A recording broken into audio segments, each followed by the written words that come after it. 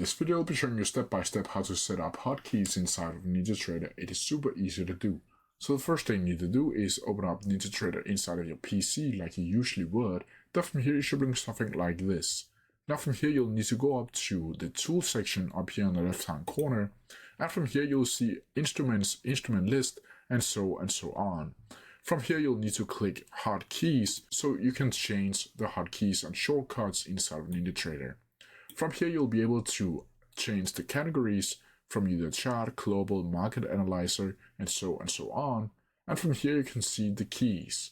Now from here you'll need to find a specific feature that you want to add a shortcut to. And as you can see here, alerts doesn't have anything right now, and that means it doesn't have a shortcut activated inside of NinjaTrader. And to change that, you'll simply need to click on it to record, and then from here you can click on your keyboard, click anything on your keyboard really, and then from here you can click apply. From here you can close it down once you have done everything and use your keyboard shortcut, and then from here it should be activating. But that's how I do it. If you have any questions about it, please leave them down in the comment section below and I'll try my best to answer them as quickly as possible.